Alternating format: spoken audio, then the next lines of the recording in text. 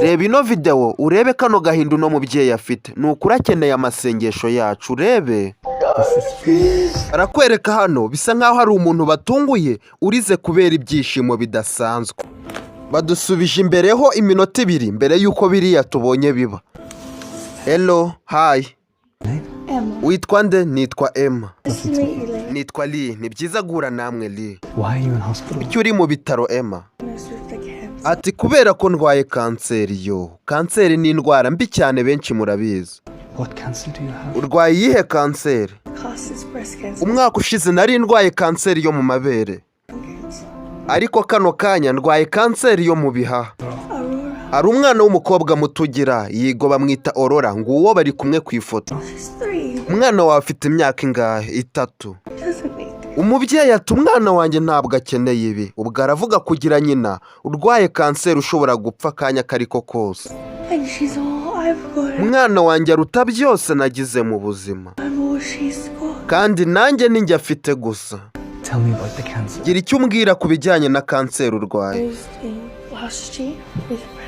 Muganga yampimye ansangamo kanseri y'amabere umwaka ushize. Bahise batangira kumvura barambaga bampa n'imiti. Nari ngiye kumera neza mu byumweru 3 bishize. Bambwiye ko ibimenyetso by'indwara yanjye n'ibibazo byanjye byose bituruka ku bihaha nabyo byarwaye kanseri. Urumva ko bingoye yo. Iyi ni inshuro ya 2 urwaye kanseri. Kandi kuri iyi nshuro uri gukura vuba ikwirakwira ibice by'umubiri. Yego. Niki muganga yakubwiye ko kizakubaho? Nta kintu bambwira ahubwo bambwira gutava kwizima ngakomeza nkahangana ko bizamera neza. We niki kikugaruramwe icyizere? Ni Aurora. Aurora umukobwa wawe muto. Ati ntabwo nshaka ko umwana wanjye azigera mbona ndwaye. Afite imyaka 3 ariko umwana wanjye ntarandeza na rimwe. Niyo yumvishe ndi kurira araza akambwira ati mama yihangane biramera neza. Birangoye nanjye narize ndi kuri mikoro ariko ndi kurira. Go find me link in bio.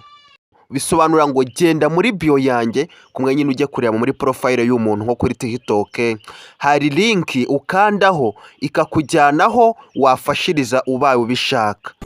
Naguhobera. Babaje n'umwana wanjye muto ushobora kuba watamfite. Akabaho wenyine adafite nyina. Basi wa mubyeyi we mbwira ku bijyanye n'amafaranga.